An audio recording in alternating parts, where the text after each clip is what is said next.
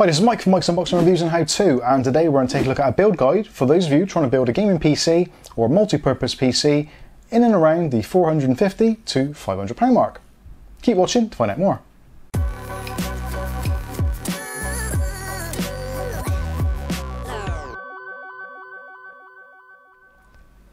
Okay, so today we're going to take a look at a build guide for those of you trying to build a gaming PC or just a general purpose PC. Now this is in June 2020, so obviously taking into consideration the prices of that, I will be putting affiliated links to all the bits used in this build in the video description, so check those out and you can find the pricing in your local area. At the moment, pricing is pretty awful. We're in the COVID times and everything is getting really expensive, power supplies especially. RAM prices aren't too bad, processors are okay, motherboards have gone through the roof. It's a bit of a mess, so we're going to cut some corners where we can, and I will be giving you options and alternatives. So if the particular product that I'm using you don't particularly like, or you want to find something similar, then I will give you options. Again, those will be listed in the affiliate description below. You can check out for yourself and find your local pricing. So let's begin with the case. Now the case itself is probably one of the cheapest bits in the entire build, and actually was a bit of a gem. I found this on UK Hot Deals, which is a site here in the UK.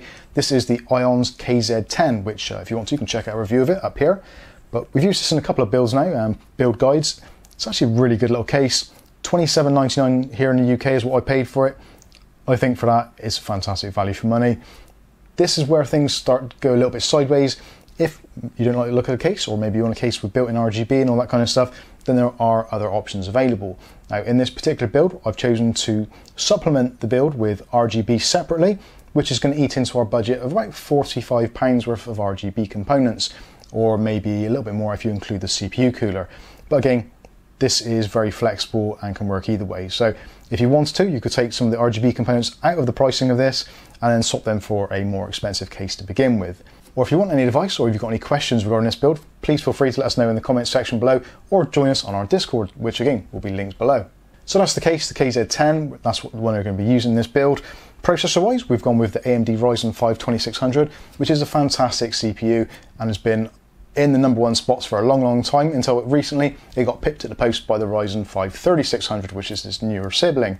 But this is still an excellent processor, and you can pick one up for around about the £120 mark new in the UK.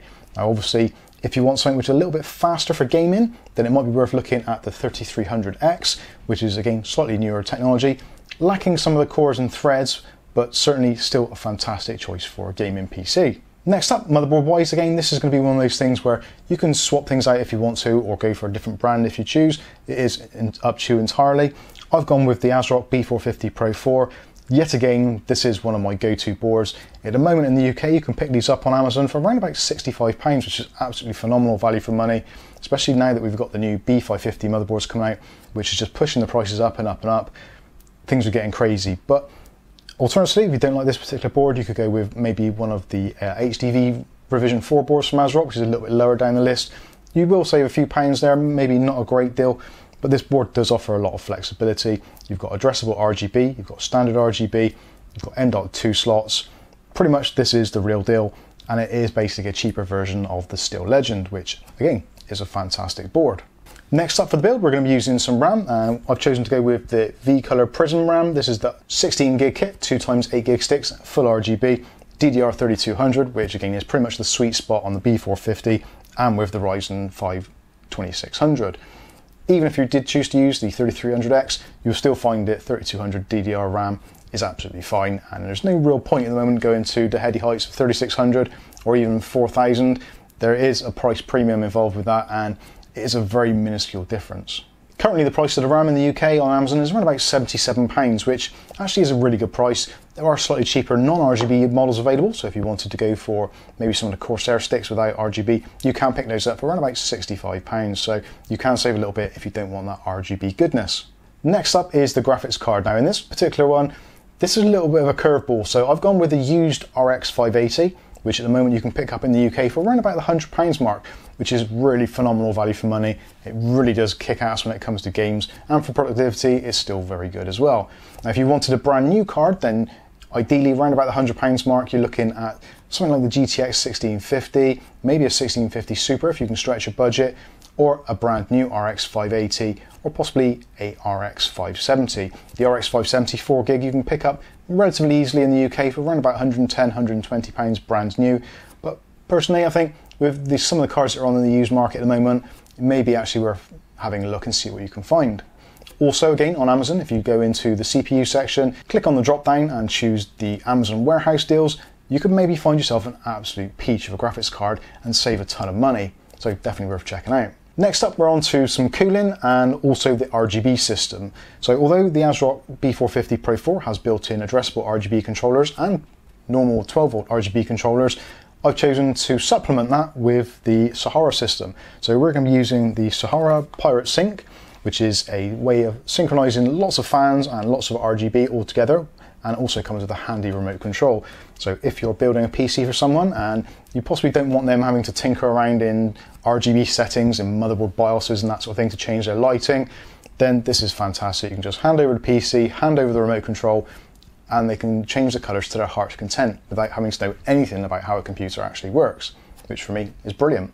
Now the Pirate actually does have a specific proprietary connection, so that is why I've gone with these fans. So these are the Pirate Duo Wings from Sahara. Again, these are really great. You can pick these up actually around about the £6 to £7 mark, depending on where you're shopping. So 4 fans I've chosen, so 3 for the front and 1 for the rear, with the controller as well, which comes in again between £8 to £10. You can pretty much make a full kit of RGB for around about the £40 mark, which again, if you're looking at cooling fans, even if you went for non-RGB fans, such as the Arctic FST F12, something like that, you can get a multi-pack of those, which you get a pack of 5 for about £20. So we're spending almost double the money, but we are getting a hell of a lot of RGB bling. Next up is the power supply. With the power supply, we've chosen to go with one of my personal favourites, which is the CIT ATV 500 Watt Pro, which is a bronze rated power supply. Again, power supplies at the moment in the UK are ridiculous money, so this is one where you can save a little bit of money but not be too concerned that it's going to light your house on fire. This is rated as a 80 plus bronze, so it's not a really bargain basement power supply. It's kind of in the low to mid range, but absolutely fine for this sort of build. We're not going to be drawing a massive amount of wattage from this system. If you did want to upgrade at a later date, you could still add a slightly higher wattage graphics card or processor to this, and you wouldn't have too many worries. Obviously, if you want to, you can swap this out for another similar power supply. There's the Gamemax GP500, again around about that sort of £40 mark. And also there's options such as the Aerocool integrator. You can get the 600 watt version for that on Amazon for around about the same price, £41 I think it is at the moment. But there is a little bit of a wait for that one. There's about a 1 month wait. So if you don't mind waiting a little bit, then maybe you can pick up a bargain that way. And last up, we've gone with storage. And again, one of my favorites, this is the TC Sunbow. They do a fantastic range of drives, and they're all DRAM cache drives, so you don't have to worry about them being slow or anything like that. They're just cheap, cheerful, great drives. They come with a full warranty, and again, on Amazon you can pick them up really easily. There's a 240 gig, 480 gig, a terabyte, and a 2 terabyte model you can choose from, so you can choose whichever size suits you. I've gone with a 240 gig. We maybe will supplement this with a mechanical drive at a later date, but at the moment this is fine to get up and running. And again, you're looking around about sort of £28 to £30 to pick up one of these at the moment, which is actually pretty decent value for money. So if we go through and total all this up, at the moment as it stands, with all the RGB bling and everything, we're around about £502 I think it was when I totaled it up. Now obviously if you want to change anything, you can swap things in and out to save slightly more or spend slightly more, depending on what your feelings are or what is a priority for you. But for me, I'm kind of looking for a balanced system. But this is being built for someone, and one of the key things they asked for was it must have a lot of RGB. So we've certainly ticked that box with the Sahara kit, and hopefully when we finish the build it looks absolutely fantastic and the new owner is going to be really, really happy. So with all that said, let's get on and build it.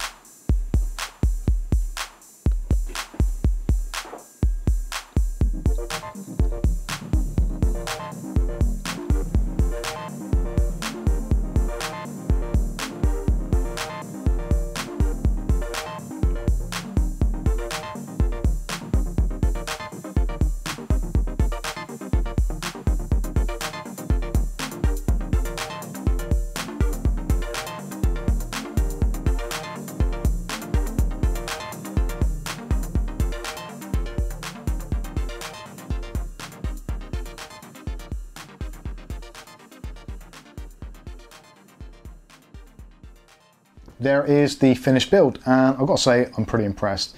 The whole setup works really well, very cool, very quiet, runs very well. With the 3 intake fans and the 1 exhaust fan, you've got some positive pressure, so the tempered glass isn't going to get too dirty too quickly. We've got a little bit of filtration on the front with this nice front panel, but again, this is more about airflow than it is filtration. If you want filtration, there are other cases available, which again, may well be linked in the description below. If you're considering doing a build very similar to this and you want to change some bits slightly, you can also use PC Part Picker. There will be a listing for that as well, also in the video description, which you can then tinker to suit yourself and suit your own budget, but I'll leave it there as a kind of placeholder so you can tweak things a little bit. Also, upgradability, again, really easy to do. There's lots of options on here. You can go for no graphics card at all, save yourself a ton of money, put in something like a 3400G, take out the graphics card, change the CPU, we can save a lot of money. You can bring it down to another price point, so maybe kind of under £400, which again is excellent. But as it stands, this machine is 1080p gaming ready, video editing ready, super flexible, and it will give you a little bit of headroom until you need to do that next upgrade. But essentially, it's done, and I think it looks really good. Even without all the RGB going on, I think it still looks really good. So if RGB isn't your thing, this is definitely going to be worth looking at. But if RGB is your thing, we've got our nice little remote control, and there we go.